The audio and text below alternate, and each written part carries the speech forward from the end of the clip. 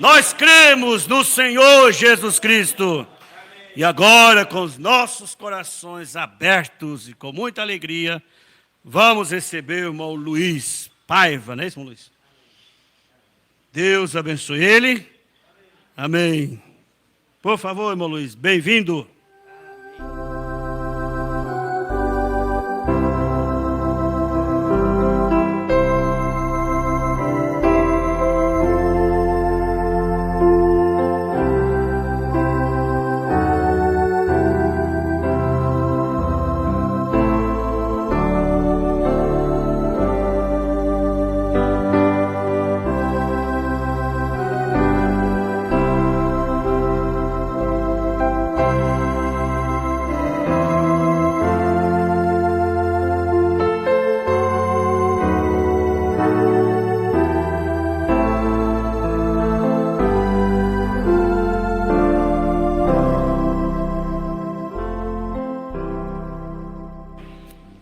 Aleluia.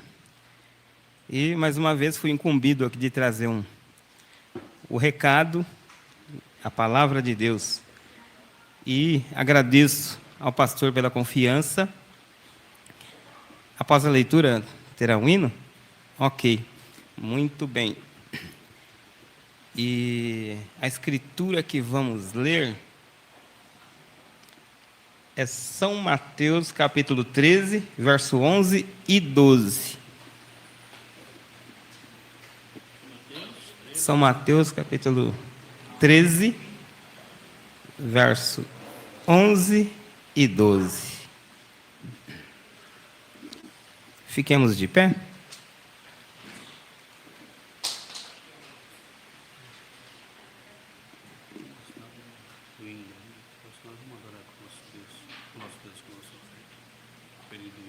Tá bom, eu não lembrei. Graças a Deus.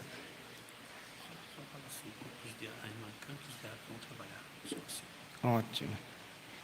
Vamos lá? Ele, respondendo, disse-lhes: porque a vós é dado conhecer os mistérios do reino dos céus, mas a eles não lhes é dado. Porque aquele que tem, se dará, e terá em abundância, mas aquele que não tem, até aquilo que tem lhe será tirado. Amém? Amém. Senhor nosso Deus, nós te agradecemos, Pai, pela leitura da tua santa palavra. Deus vivo, toma o controle, Senhor, de mais esta reunião, pois estamos esperando no Senhor, Pai. É a tua palavra que nos prepara para o arrebatamento. É a tua palavra, Senhor, que nos aperfeiçoa. Fala conosco nesta noite. Ajuda cada um, Pai. Cura, liberta, dá aquilo que cada um necessita aqui nesta noite. Pois te pedimos e te agradecemos no nome do Senhor Jesus Cristo. O tema seria, na realidade, seria ação e reação. Mas antes eu gostaria de falar um pouquinho sobre uma palavra: constrangimento. Constrangimento.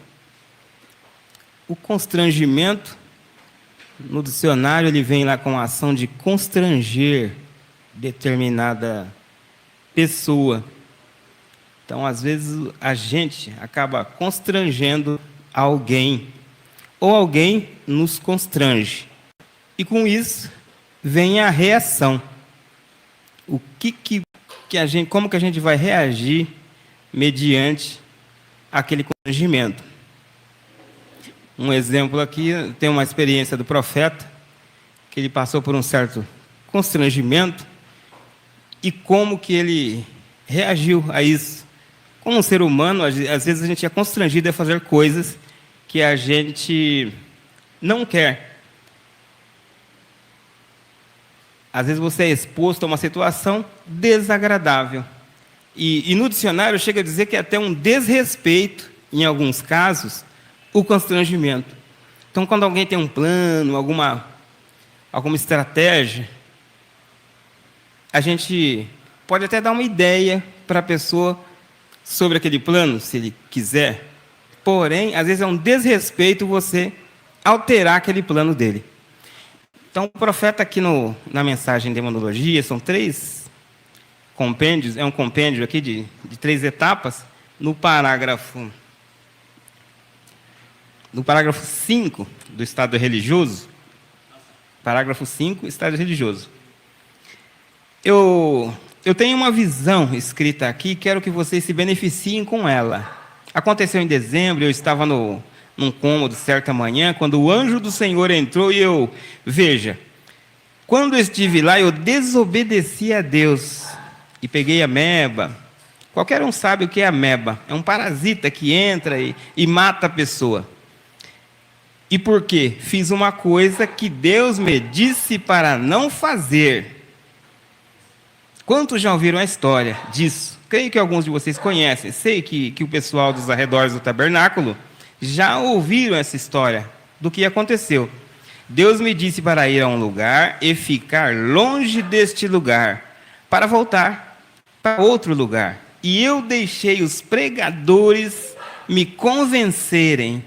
Agora, pregadores são ótimos, são meus irmãos, mas você obedeça o que Deus lhe disser. Está vendo? Você tem uma missão.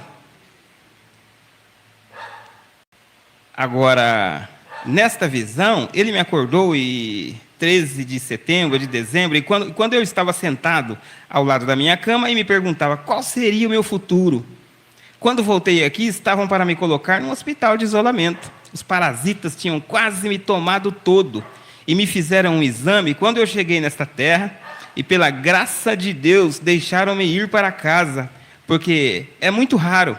Eu orei e procurei aqueles ministros. Eu disse, o Senhor me disse para não ir nessa direção. E disse, Deus, Deus fala com pessoas além de você. Foi o que eles disseram. Eu disse, Coré teve essa mesma ideia certa vez.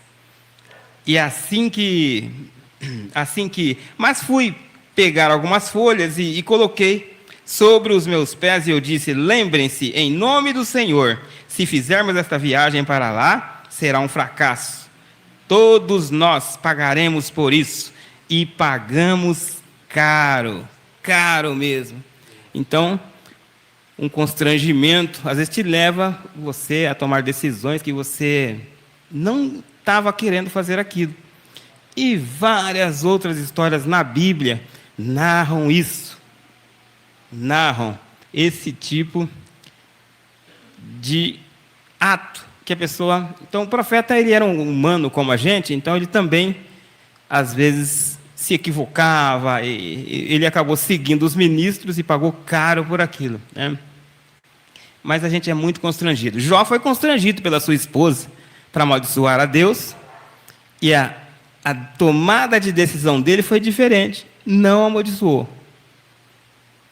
Pedro, no Monte da Transfiguração, quando ele viu a presença de Moisés e Elias, ele tentou constranger Jesus Cristo. Falou, vamos fazer isso e aquilo, vamos fazer 3 tabernáculos, tudo. Jesus não deu nem atenção para ele. O inimigo, quando levou Jesus ao pináculo do templo e mostrou tudo para ele, tentou constranger Jesus a se jogar de lá para que os anjos o pegassem. Jesus nem deu bola para ele.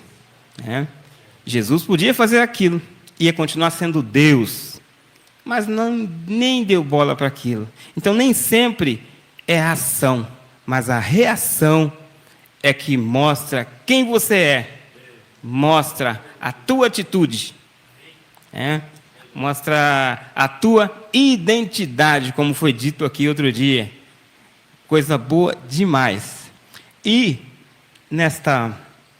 nesse compêndio da mensagem de demonologia, ele começa mostrando aqui o que é a demonologia. Por isso que é bom ter um profeta. Amém. Aleluia. Tem um destaque de manhã, o pastor Pereira disse que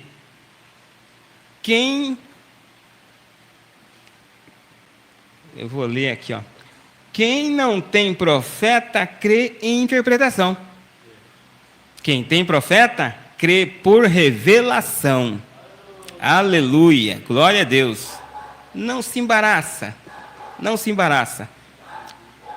E por revelação, ouve-se muito falar da palavra demônios, demônios, demônios, né? E esse profeta veio e deixou muito claro. Hoje nós vivemos num mar de demônios, dia e noite. No estado físico, no estado religioso, na forma espiritual, eles nos atormentam com pensamentos, com coisas que nós vemos, usam os nossos 5 sentidos para tirar o nosso foco, diminuir a nossa fé. No entanto, nós vamos rompendo, seguindo em frente, dia após dia. Graças a Deus por essa mensagem, por esse profeta. E ele nos fala aqui no começo que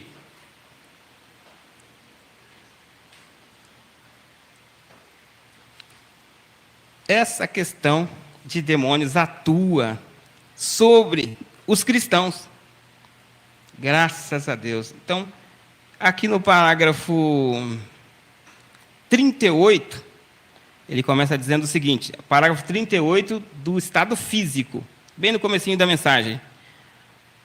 O profeta diz, você não pode pecar.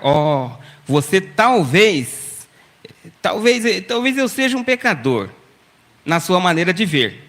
Mas, se estou em Cristo, Deus não vê isso, porque o seu pecado expia, seu sangue expia meus pecados lá. Está vendo? Está vendo onde está você? Quando você volta lá no Salmo e vê Davi dizendo, bem-aventurado o varão cujo Deus não imputa o pecado. É você, sou eu. Amém. Graças a Deus. E Davi disse aquilo antes da crucificação. Disse por revelação. Ele sabia que um dia viria um Redentor. Derramaria o seu sangue por mim, por você. Então, quando está dizendo aqui que você não pode pecar, o diabo sempre tenta mostrar para você que você está pecando. E nós realmente escorregamos daqui, escorregamos dali. Porém, nós pedimos perdão. Falou, Senhor, eu não queria te aborrecer, meu Pai. E aquilo vai para um lugar chamado mar do esquecimento. Expia. Aleluia. Glória a Deus. Não posso pecar. Quem é nascido de Deus não comete pecado. Aqui já lembrando de São Pedro lá falando. Pois não pode pecar. A semente de Deus permanece nele. Está vendo? Ele está disposto a, se cometer um erro, claro, naquele mesmo momento ele está disposto a confessar. Se for um cristão verdadeiro, ele fará isso. Se retiver, ele mostra que, em primeiro lugar, ele não tem nada. Isso mesmo, ele não tem nada para começar. Mas se for um cristão verdadeiro, no parágrafo 42, dessa mesma mensagem aqui, mas agora, o que dá início a esta doença? Agora, em primeiro lugar, isso é um espírito antes de se tornar uma doença, exatamente como você era um espírito antes de se tornar um ser humano. Agora, vou tomar aqui o irmão Willets, ele como exemplo. O irmão Willets, houve um tempo quando o Senhor e eu não éramos nada. E então, em primeiro lugar, Deus nos deu vida para tomar. Digamos, se eu desmanchar o seu corpo esta tarde, o Senhor é formado de uma porção de células mantidas juntas por átomos. E agora, algum dia, esses átomos serão destruídos, se Jesus tardar. O Senhor voltará, e eles serão exatamente como eram no princípio. Voltarão para o ar. Amém. Aleluia. Graças a Deus. Então, o profeta mostra aqui que esses demônios atuam no corpo. Entram no corpo da pessoa e se transformam numa doença. Todo mundo que é formado por carne está sujeito a esse tipo de intervenção aí dos demônios. Agora aqui já no estado físico, estado religioso, No estado religioso, o irmão Branham mostra os demônios atuando também de uma maneira terrível. E uma das estratégias que ele mostra aqui é que o demônio tenta separar as pessoas. Começou lá no passado, separando os irmãos por pequenas coisas, pequenas divergências, e com isso ele destrói o companheirismo, uma coisa que é edificante para o cristão, o companheirismo. Então, no estado religioso, no parágrafo 44,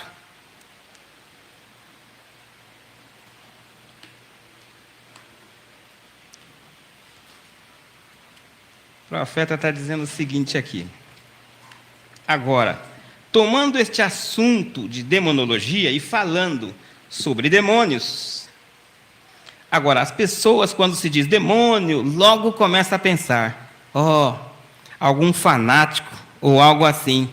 Mas os demônios são tão reais quanto anjos, são igualmente reais. E o diabo é um demônio tão real como Jesus Cristo é o Filho de Deus.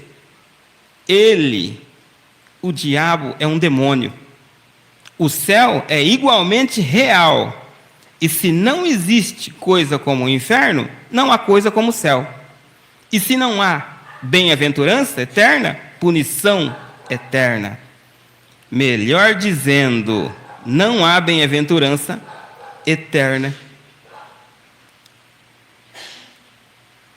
Se não há dia, não há noite. Está vendo? Se não há uma coisa, não há outra.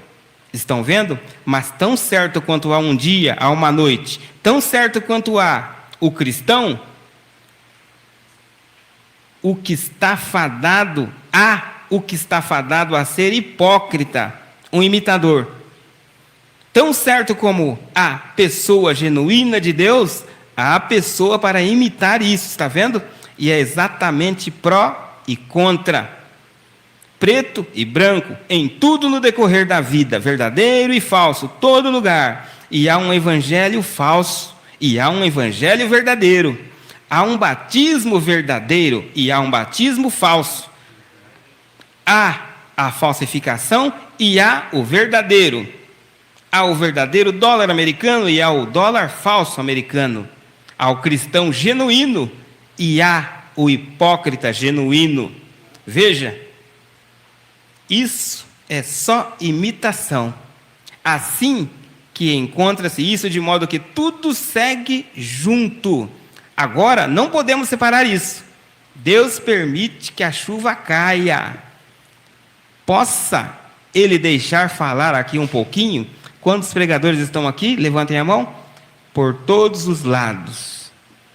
Eu estava aqui em Mishawaka, Indiana, num certo lugar, chamado Mishawaka, e o primeiro grupo de gente pentecostal que vi era chamado de as Assembleias Pentecostais de Jesus Cristo, creio, ou algo assim.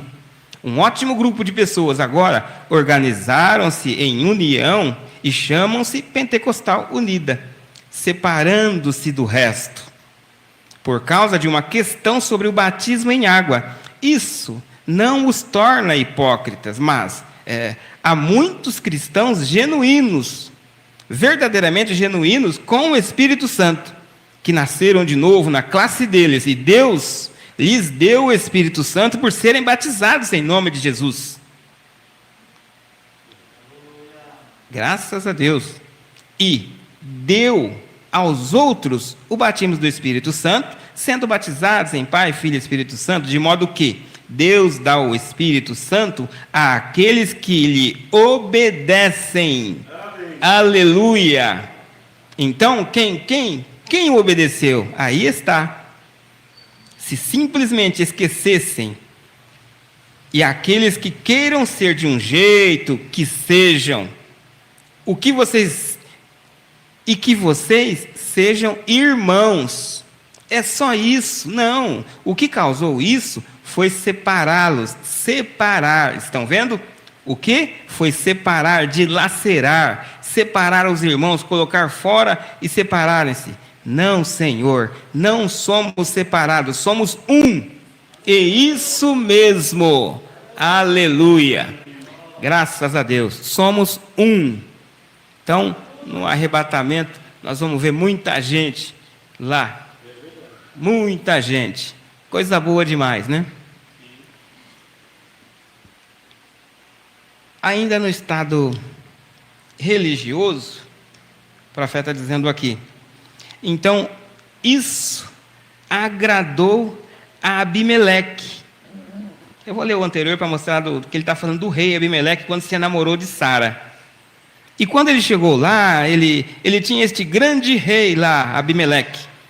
Ele era jovem e estava procurando uma esposa. E então ele encontrou a mulher de Abraão, Sara, e se apaixonou por ela. Abraão disse: agora diga a ele que você é minha irmã e que sou seu irmão. Então isso agradou a Abimeleque. Assim que disse: muito bem, vamos levá-la para o castelo. Levou Sara para o castelo. E suponho que as mulheres a arrumaram, e ele ia se casar com ela no dia seguinte. E Abimeleque era um homem bom, um homem justo. E aquela noite, enquanto dormia, o Senhor lhe apareceu e disse: é como se você estivesse morto. Ele disse: a mulher com quem você está para se casar é esposa de outro homem. Agora observe: a esposa de outro homem. Ora, ele diz: Senhor, tu conheces a sinceridade do meu coração. O rei Abimeleque disse isso em oração. Senhor, tu conheces a sinceridade do meu coração, um homem justo, santo, tu conheces. Aquele homem me disse que aquela era a irmã dele, e não me disse ela própria que aquele era seu irmão? Ele disse: Deus disse: conheço a sinceridade do teu coração, e é por esse motivo que te guardei de pecar contra mim, mas aquele é meu profeta. Aleluia! O que era ele? Apóstata e um rábula mentiroso. Está certo? Falando de Abraão aqui, não existe mentirinhas inocentes. Ou são mentiras intencionais, ou não são mentiras mesmo. Esse homem, encontrando-se lá, contando descaradamente uma mentira, dizendo que aquela era sua irmã, quando era sua esposa, fazendo rodeios, e apóstata. E aqui estava um homem justo, falando de Abimeleque. Aqui estava um homem justo que que encontrava-se diante de Deus e disse: Senhor, tu conheces o meu coração, mas não ouvirei sua oração, Abimeleque. Mas leve-a de volta e deixe que ele ore por você. Ele é meu profeta. Eu o ouvirei. Sim, há um profeta mentiroso, mas é meu profeta. Isso é verdade? Isso é a Bíblia? Aleluia! Aí encontra-se você, meu querido irmão. Volta lá no ladrão da direita, mentiroso, trapaceiro, cheio de erros, de vez em quando escorrega aqui, de vez em quando escorrega ali, mas você tem esse galardão, você creu no profeta de Deus que trouxe essa mensagem. Aleluia! Para ver em que posição você está.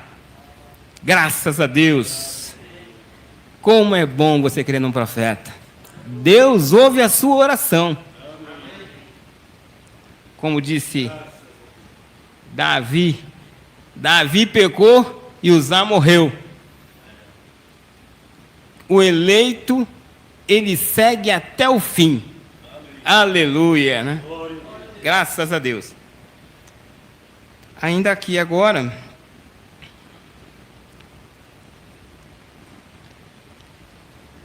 que coisa boa, né? Então nós vemos que nós estamos nessa caminhada. Esse profeta nos ensina, e a Bíblia fala que nós estamos nos dias, como nos dias de Noé, como nos dias de Sodoma. E quem não consegue enxergar isso, está com problema de visão. Qualquer lugar que você vai, você vê que nós estamos no dia de Sodoma. Oi? Visão espiritual. Porque nem todos estão vendo realmente. Mas quem é espiritual está vendo. E nessa caminhada, se vocês se recordam, na caminhada da saída de Sodoma, quando eles estavam saindo fora, porque o anjo tinha falado, ó, vamos subir por aqui, e não olha ninguém para trás. Mas teve alguém que olhou, e estava no grupo da mensagem, daqueles que estavam saindo, estava fora, e virou estátua de sal. Então hoje nós não temos que ter muita curiosidade quando você vê estátua de sal, porque isso já está acontecendo. Pessoas que estavam na mensagem, hoje em dia, falam, não creio mais em profeta, não creio mais nisso, não creio mais naquilo. Então, não vamos dar ouvido, e nem ficar olhando, vamos ver se é sal mesmo, deixa para lá, vamos seguir em frente, porque está muito próximo. Aleluia, glória a Deus. E nós temos tido esse privilégio de estar seguindo em frente, porque o nosso profeta esteve lá, e ele viu um grupo lá no céu, na visão além da cortina do templo. E aquele grupo, quando o profeta estava quase para voltar, ele falou uma coisa interessante para o profeta: siga em frente, continue, permaneça seguindo em frente. É o que nós estamos fazendo aqui hoje. Aleluia, porque a coisa está muito próxima. Graças a Deus. Agora no parágrafo 70.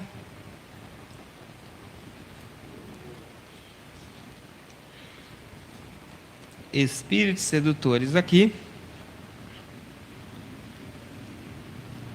No parágrafo 41, o profeta nos mostrando aqui, que coisa maravilhosa.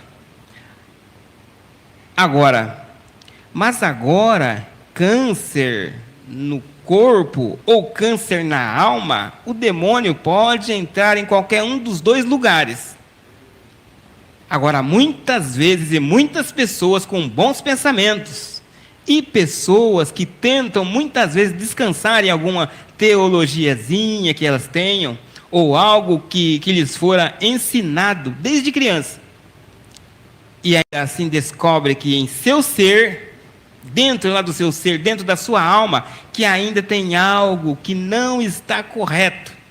Muitos aqui esta manhã, sem dúvida, aonde quer que se encontre cristãos reunidos, encontra-se pessoas que têm espíritos nelas, que elas é indesejável, mas elas não os querem e dizem: oh, se ao menos eu pudesse parar de mentir, se ao menos eu pudesse parar de cobiçar, oh, se ao menos eu pudesse parar com isto, aquilo, outro, com hábitos ruins. E Paulo fala na Escritura que de hábitos ruins, e eu ouvi o pastor Gisito falando: você tem hábito ruim? Tem hábito pior do que falar mal dos outros? São demônios. Hábitos ruins, o profeta diz aqui que são demônios. E todo lugar onde se encontram cristãos, sempre tem. Eles estão sempre rodeando, tentando pegar as pessoas. O próprio profeta falou que eu ouvi num programa de rádio, ele falou que pegou um espírito. Imagine a gente. E ele orava dia e noite, se consagrava, ia para o meio do mato. E nós estamos expostos, dia e noite, a isso. Mas Deus tem nos livrado. E tem uma coisa: quando o arrebatamento estiver chegando, tem muito demônio que não vai aguentar ficar perto da gente. Coisas ruins, que às vezes estão te incomodando dia e noite. Mas na subida do arrebatamento, ele vai ter que sair fora. Porque eu vou. Amém. Aleluia. Graças a Deus. Agora, isso é demônios. E agora eles vêm na forma de religião muitas vezes. Sendo que a escola dominical, agora nós estamos à noite, é hora de ensinar. Então vamos dar uma olhada nisso. Agora, eles vêm na forma de religião muitas vezes. Agora a escritura, uma vez houve um homem chamado Josafá, um grande homem religioso, e ele foi até o outro rei. E qual era o rei? O rei de Israel. Ele, Josafá, sendo o rei de Judá, ele foi até Acabe, o rei de Israel. E eles se uniram e formaram uma aliança, um com o outro, para irem lutar em Ramote de Gileade. E eles fizeram isto sem primeiro orar. Se as pessoas pudessem ao menos compreender. É por isso que eu vim esta manhã e lhes pedir para lembrarem-se de mim, enquanto eu vou para o exterior. Em todas as coisas, orem. Em todas as coisas, orem. Amanhã eu vou no banco receber um dinheiro, tentar sacar um dinheiro. Ora antes de sair. Amanhã eu vou trabalhar. Ora antes de sair. O cristão, ele tem que orar em tudo que ele vai fazer. Alguém veio outro dia e disse: irmão Brana, o senhor acha que é errado fazer certa coisa? Eu disse: por que está perguntando? Está vendo? Se há dúvida em sua mente, deixe isso de lado. Não o faça de modo algum. Apenas fique com isso. Quando você começar a fazer algo, e se há dúvida em sua mente se é correto ou errado, mantenha a distância disso. Não entre nisso de modo algum. Então, você sabe que você está certo. Agora, todas as coisas deveriam ser consideradas primeiro em oração. Aleluia. Então, aí o irmão Brana respondeu essa pergunta dessa maneira.